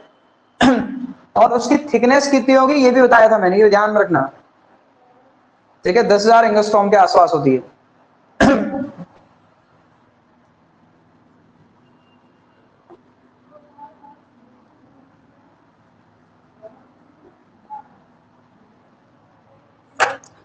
नेक्स्ट है फॉर लाइट वेव, ठीक है, फोर, चलो ये बताओ, लाइट वेव आर रिप्रेजेंटेड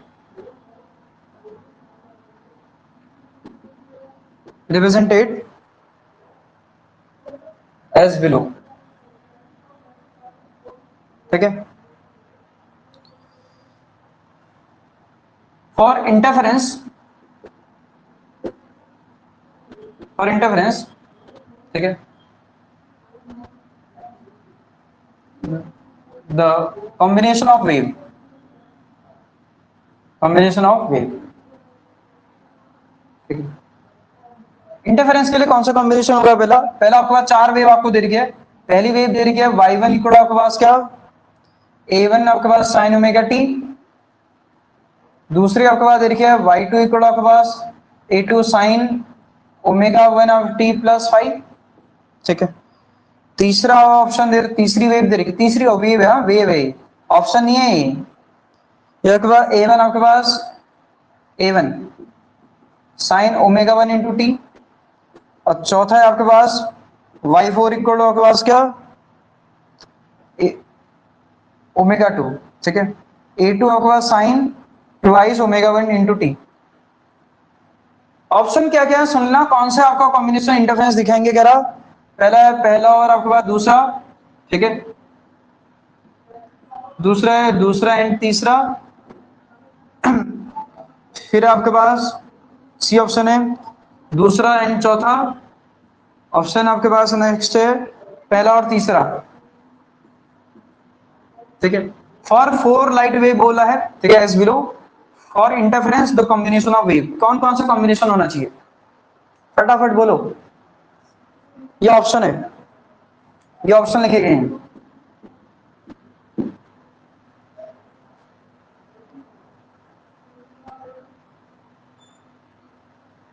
क्या होता है जरा बोलो। अच्छा इंटरफेरेंस के लिए क्या सेम होता है, इंटरफेरेंस कब होता है, इंटरफेरेंस होता कब है, हाँ पहली बात कांस्टेंट फेज डिफरेंस होना चाहिए, कोहेरेंट सोर्सेस की कोहेरेंट सोर्सेस होना चाहिए। और दूसरा फ्रीक्वेंसी कैसी होनी चाहिए, सेम। दो जो लाइट वेव इंटरफेयर कर रही है उनकी फ्रीक्वेंसी कैसी होनी चाहिए, सेम। उनकी फ्रीक्वेंसी सेम होनी चाहिए तभी इंटरफेरेंस दिखेगा। तो इंटरफेरेंस के लिए अगर हम बात करें, जरा बताओ तो फ्रीक्वेंसी कहां सेम है, एक तो इसमें सेम है, हाँ फ्रीक्वेंसी सेम है, इसकी फ्रीक्वेंसी कैसे सेम, और फेज कैसा है, कांस्टेंट है, उससे कोई दिक्कत वाली बात नहीं है, ठीक है। अब यहां ओमेगा 1 है लेकिन ये 2 ओमेगा 1 है, फ्रीक्वेंसी सेम तो ही नहीं, तो ये और ये तो हो ही नहीं सकते हैं, ये और ये तो वैसे भी नहीं हो सकते, और ये तो वैसे भी नहीं हो सकते हैं, तो एक ये है और एक ये है, तो ये आपके पास ये इसी ऑप्शन में है, ठीक है। चलिए भाई नेक्स्ट।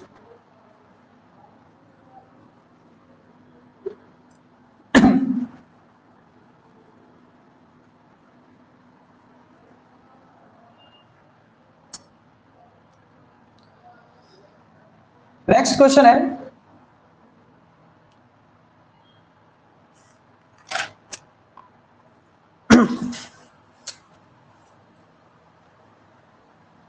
नेक्स्ट आपका है आपके पास fringe width in the interference pattern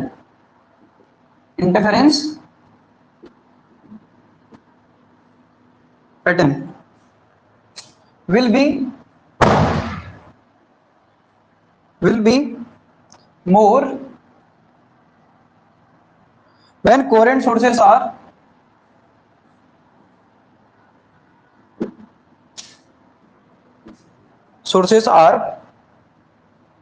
पहला आपके पास क्लोज टुगेदर, दूसरा ऑप्शन है too much apart,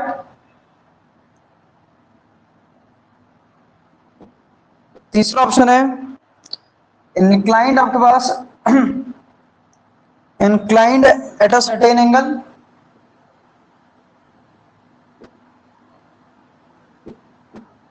option D है आपसे क्या इंक्लाइंड आपके पास बोला एट पाई बाई फोर, बोलो तो फिर क्या आएगा है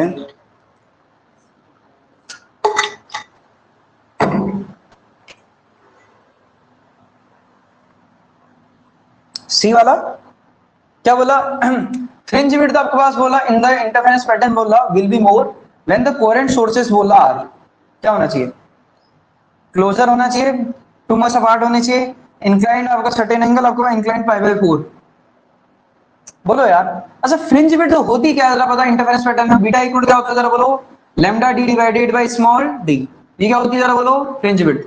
फ्रिंज विड्थ किस पे डिपेंड करती है, वेवलेंथ पे डिपेंड करती है, डी पे डिपेंड करती है, डी पे इस स्मॉल डी पे डिपेंड करती है। कैपिटल डी क्या होता है, वो जो आपने जो इस पे जो वो बनाए थे क्या स्लिट पर स्लिट बनाई थी, स्लिट और स्क्रीन के बीच के डिस्टेंस को हम बोलते हैं कैपिटल डी, स्लिट S1 और S2 और आपके पास स्क्रीन के बीच के डिस्टेंस को क्या बोलते हैं कैपिटल डी। स्मॉल डी क्या, अच्छा मैं बना देता हूं आपको समझ में आ जाएगा, ऐसे याद है ये स्लिट S1 है ये S2 है, इनके बीच के डिस्टेंस को हम बोलते हैं कैपिटल डी, इन दोनों के बीच के डिस्टेंस को क्या बोलते हैं स्मॉल डी, और लैम्डा क्या है वेवलेंथ ऑफ लाइट जो आप लाइट यूज कर रहे हो। अच्छा मुझे बताओ क्या अब तो बताओ कि चलो आंसर इसको देखकर बताओ। अच्छा किसको क्या कहते हैं जरा बताओ, विल बी मोर बोला आपको व्हेन कोहेरेंट सोर्सेस, कोहेरेंट ये S1 और S2, S1 और S2 है, S1 और S2 क्या होना चाहिए क्लोज टू होंगे, अगर ये कम होगा तो फ्रिंज विड्थ बढ़ेगी या घटेगी, बढ़ेगी, फिर क्या अगर बढ़ा दोगे तो क्या हो जाएगी घट जाएगी, तो ये तो हो ही नहीं सकता है। इंक्लाइन की बात तो है ही नहीं, एंगल पे तो डिपेंड ही नहीं कर रहा, दूसरा क्या एंगल ये भी गलत है, तो क्या हो जाएगा फिर पहला, ठीक है चलो चले।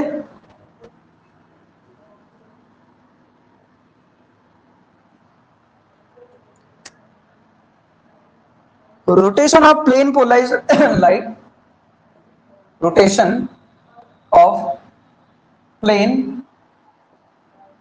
पोलराइज्ड लाइट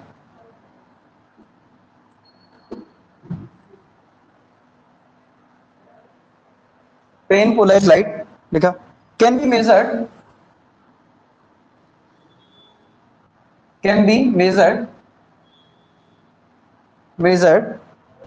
by, पहला आपके पास ऑप्शन है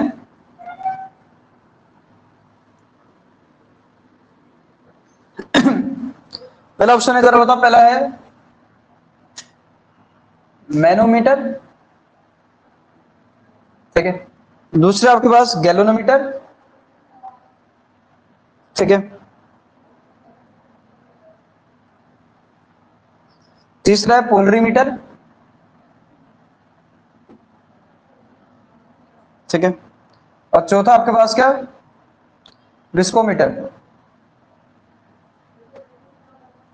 ठीक है बताओ तो फिर किससे करते हैं, रोटेशन ऑफ आपके पास क्या plane polarised light measured by जब आपने ऑप्टिक्स पढ़ी थी तो ऑप्टिक्स का लास्ट लाइन होगी एक, देखना ऑप्टिक्स जब आपने पूरी पढ़ी होगी तो एक लास्ट लाइन लिखी होगी पोलरीमीटर।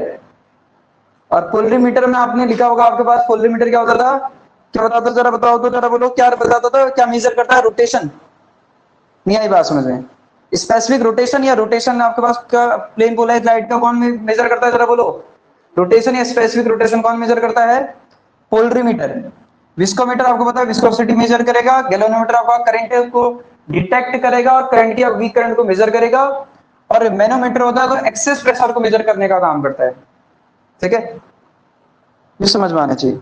गॉज प्रेशर जिसको बोलते हैं हम, ये गॉज प्रेशर को मेजर करता है, ये रोटेशन को मेजर करता है, ये विस्कोसिटी को मेजर करता है, ये वीक करंट को मेजर करता है। चलिए नेक्स्ट आपके पास क्या,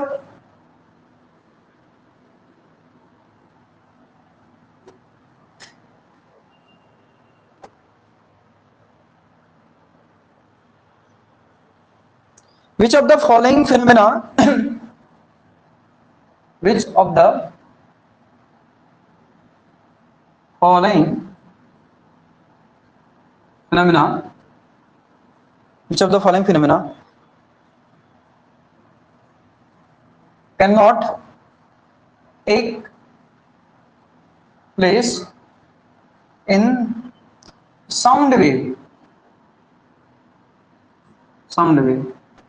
पहला ऑप्शन आपके पास रिफ्लेक्शन नहीं होता, बोलना। दूसरा आपके पास इंटरफेरेंस, तीसरा आपके पास डिफ्रैक्शन, चौथा है ऑप्शन पोलराइजेशन।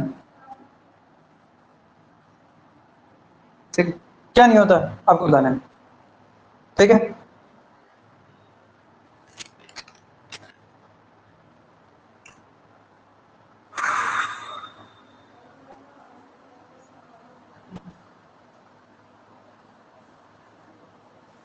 बोलो भाई, which of the following phenomena आपके पास can not take place in sound. देखो साउंड रिफ्लेक्ट भी तो हो जाती है, हम बोल रहे हैं दीवारों से टकरा नहीं रही है, क्या वो आवाज है टकरा रही है।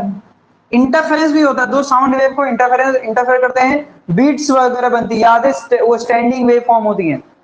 इंटरफेरेंस तो होता है, उसमें अलग क्या होता है, बीट्स याद है, बीट नेट में सर्च मारना बीट्स करके, उसका तुम्हें वो मीटर मिल जाएगा कैसे ये वॉइस क्रिएट होती है, कंटिन्यूअस राइज एंड फॉल ऐसा कुछ, ये बीट ऐसा, इसको बोलते हैं बीट। तीसरा डिफ्रैक्शन, डिफ्रैक्शन भी आपको ध्यान सुनना, जो लाइट जो साउंड वेव होती है वो डिफ्रैक्ट भी होती है, समझ में आई नहीं आई बात। लेकिन अगर बात करूं पोलराइजेशन, तो पोलराइज नहीं होती आपके पास साउंड वेव, ये ध्यान में रखना। क्यों नहीं होती है, सुनना, सुनते रहना। साउंड वेव कैसी वेव होती है जरा बताओ तो, साउंड वेव होती है लॉन्गिट्यूडनल वेव। कैसी वेव होती है, लॉन्गिट्यूडनल वेव। और पोलराइजेशन जो होता है वो किसमें होता है खासकर जरा बताओ तो, पोलराइजेशन कौन सी वेव में होता है जरा बोलो, किसमें होता है, ट्रांसवर्स वेव में। किसमें होता है जरा बोलो, ट्रांसवर्स वेव में वेव। या आप ऐसा बोल सकते हो किसमें जरा बोलो, इलेक्ट्रोमैग्नेटिक वेव में। क्या बोल सकते हो जरा बोलो, इलेक्ट्रोमैग्नेटिक वेव में होता है क्या जरा बोलो, पोलराइजेशन। समझ में नहीं आई बात, मेरी बात समझ में नहीं आई, मैं क्या कह रहा हूं, मैं कह रहा हूं साउंड वेव लॉन्गिट्यूडनल वेव होती है। अब पोलराइजेशन किसमें होता है फिर जरा बताओ तो, किसमें होता है पोलराइजेशन, किसकी प्रॉपर्टी है, कौन सी वेव में होता है जरा बोलो, जो वेव कैसी होती है, ट्रांसवर्स। और ट्रांसवर्स वेव क्या होती है, इलेक्ट्रोमैग्नेटिक वेव, या इनको हम क्या बोलते हैं, किसमें क्या बोल सकते हैं जरा बोलो, लाइट इसमें होता है। समझ आ रहा नहीं आ रहा मैं क्या कर रहा हूं, ये समझ में आना चाहिए। आपसे अगर बोलेगा ना पोलराइजेशन कौन से उसको बताता है करके, तो आपको समझ आनी चाहिए ट्रांसवर्स नेचर को बताता है। किस फिनोमेना से, आपसे डायरेक्टली बोल देगा किस फिनोमेना से लाइट के ट्रांसवर्स नेचर के बारे में पता चलता है, तो आपको समझ आना है किससे पता चलता है जरा बोलो, किससे पता चलता है जरा बोलो, पोलराइजेशन से पता चलता है। बात समझ नहीं है, तो लाइट सारी चीजें दिखाती है लेकिन पोलराइजेशन नहीं दिखाती, क्योंकि पोलराइजेशन आपको दिखाने के लिए ट्रांसवर्स नेचर होना चाहिए, और आपके पास जो साउंड वेव होती है वो ट्रांसवर्स न होकर के कैसी वेव होती है जरा बोलो, लॉन्गिट्यूडनल। ये बात समझ आ रही मैं क्या कर रहा हूं, समझ आना चाहिए। मेरे कहने का मतलब है ट्रांसवर्स वेव में क्या होता है ना, डायरेक्शन ऑफ प्रोपगेशन कैसे परपेंडिकुलर होते हैं अलोंग, इसमें क्या होना, ट्रांसवर्स के लिए हर डायरेक्शन में ऑसिलेशन होना चाहिए, तभी हम उसको बोलेंगे आपके पास क्या, पोलराइजेशन बोलेंगे आपके पास। ये आपके पास अगर लाइट इधर इधर जा रही है तो लाइट या डायरेक्शन ऑफ प्रोपगेशन के ऐसे ऑसिलेशन होने चाहिए, और ऐसे ऑसिलेशन किसमें होते हैं आपको बताइए, ठीक है, ट्रांसवर्स वे में होते हैं। इसमें कैसे होते हैं, अलोंग होते हैं, परपेंडिकुलर वाइब्रेशन होने चाहिए। नेक्स्ट,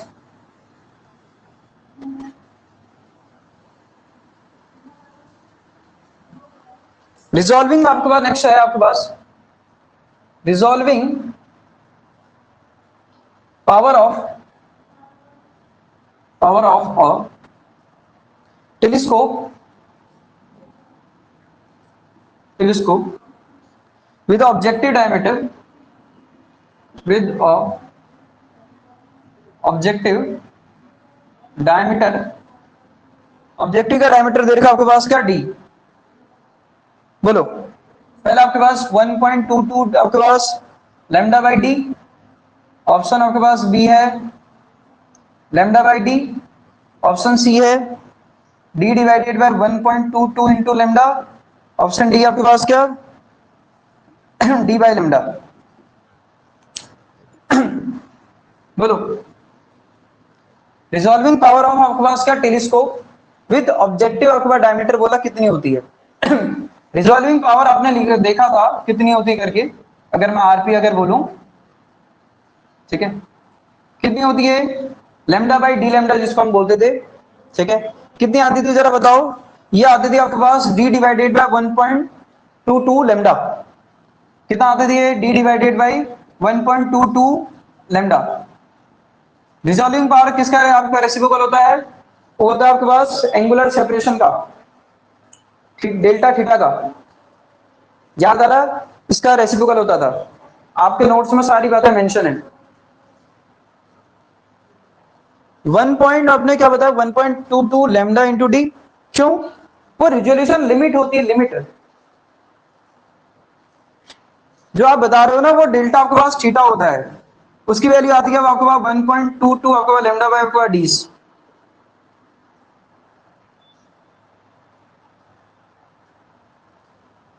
इसका जब, और आरपी क्या होता है, आरपी होता है आपके पास क्या, 1/डेल्टा थीटा, यही है शायद, देखो चेक करो, यही होगा। सही है, अरे जल्दी बताओ फटाफट, जिसको ऑप्टिक्स नहीं है, पता नहीं। रिजॉल्विंग पावर होती है D divided by 1.22 D lambda, मतलब ये रिजोल्यूशन लिमिट। हाँ, D divided by 1.22 lambda, 1 by reciprocal होती है रिजॉल्विंग पावर, ठीक है। रिस्पॉन्स बहुत ही स्लो दे रहे हैं, ऐसे कैसे चलेगा। चलो, देखो ये फॉर्मूले याद होनी चाहिए थोड़ा थोड़ा, तभी हो सकता है, अदरवाइज तो डिराइव थोड़ी होते हैं। जोन आपके पास क्या डिराइव होता है, मतलब अभी थोड़ी डिराइव होंगे। जोन प्लेट आपके पास बिहेव लाइक, बोला बिहेव लाइक, ऑप्शन ए आपके पास कॉनकेव लेंस, ठीक है, कॉनकेव लेंस पहला, ऑप्शन बी आपके पास कॉन्वेक्स लेंस, तीसरा है आपके पास क्या, प्लेन आपके पास मिरर, डी आपके पास क्या, ग्लास प्लेट। बोलो, जोन प्लेट किसकी तरह बिहेव करती है, ये तो सभी को पता होना चाहिए। बिल्कुल, हमने देख रखा है, इसमें कोई बहुत बड़ी बात नहीं है, कॉन्वेक्स लेंस की तरह बिहेव करती है, जिसके क्या होती है, अच्छा इसकी फोकाई फोकाई कितनी होती है, फोकल लेंथ कितनी होती है, एक या बहुत सारी, बताओ तो कितनी फोकल लेंथ होती है, मल्टीपल फोकाई होती है। याद है एन की वैल्यू आपके पास कुछ भी रख सकते थे हम आपके पास निकालने के लिए, फॉर्मूला आता था, ठीक है, मल्टीपल फोकाई होती है, ये ध्यान रखना चाहिए, कॉन्वेक्स लेंस होता है विद मल्टीपल फोकाई।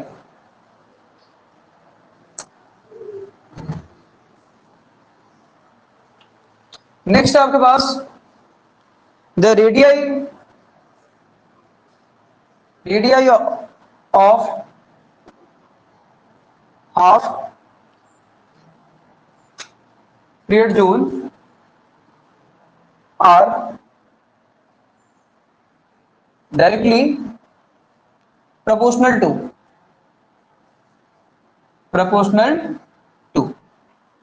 पहला आपके पास n, आपके पास n की पावर 1/2, दूसरा आपके पास n की पावर -1/2, तीसरा होता है आपके पास n, और चौथा ऑप्शन है n की पावर -1। तो रेडियस क्या होती थी हाफ पीरियड जोन की तरह बताओ तो एन बी लेमडा होती थी, अगर याद आ रहा हो तो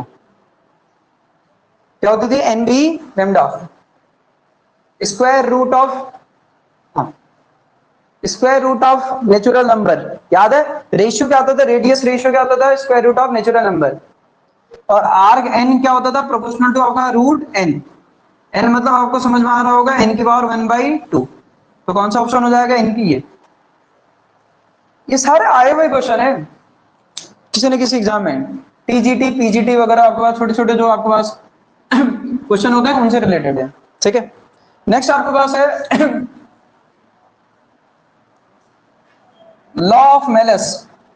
ठीक है, एज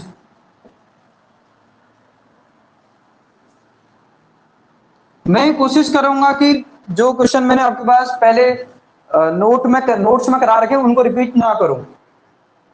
ठीक है, या उनको भी दोबारा रिपीट करना होगा, जो एमसीक्यू मैंने उसमें करा रखा मैं कोशिश करूंगा उनको रिपीट ना करूं। ठीक है, उनसे रिलेटेड और वैरायटी और डिस्कस करूं। तो लॉ ऑफ मेरे से अगर हम बात करें, पहले आपके पास क्या आई इक्वल आपके पास क्या I naught cos square theta, option है आपके पास आई इक्वल, दूसरा है I naught cos theta, option C I equal आपके पास I naught sine square theta, option D I equal I naught कितना साइन थीटा। बोलो भाई मेलस लॉ क्या होता है, आई इक्वल आई नॉट आपके पास क्या कॉस स्क्वायर थीटा, यह है मेलस लॉ। ठीक है, तो ठीक है, फिर पढ़ते रहिए और बाकी जो प्रॉब्लम आती है वो डिस्कस करते रहिए। आज की क्लास में इतना ही, बाकी डिस्कस करेंगे। पुली वाले क्वेश्चन करा देना। अरे अरे पुली वुली वाले क्वेश्चन वो मेरे को लगता नहीं आपका, पहले तो मैकेनिक्स डाल लगा था ना, इस बार अब वो सिलेबस फिक्स्ड हो चुका है। पुली वुली वाले क्वेश्चन मुझे रेयर ही लगता आएंगे करके। ठीक है, फिर अगर तुम कहोगे तो मैकेनिक्स में मैं करा दूंगा। समझ आ रहा है, पहले तो खाली मैकेनिक्स मेंशन था ना, तो उसमें कुछ भी आ जाता था। अब उन्हें सिलेबस आपके पास फिक्स्ड आपका टॉपिक डाल दिए, तो टॉपिक के अकॉर्डिंग ही पढ़े मेरे अकॉर्डिंग। ठीक है, फिर भी अगर तुम कहोगे तो मैं करा दूंगा, कराने में कोई दिक्कत नहीं है। ठीक है, चलो मैंने पहले उसमें करा भी रखा, आपको बताइए अगर देखना चाहो दोबारा देख लेना, नहीं तो कहोगे तो फिर से करा दूंगा मैं। सर कल क्या कराएंगे, अरे नेक्स्ट यूनिट वाइज तो चले, पहले मैकेनिक्स करी, फिर इलेक्ट्रिसिटी करी, थर्मोडायनेमिक्स कर दी, फिर नेक्स्ट आपके पास ऑप्टिक्स करी।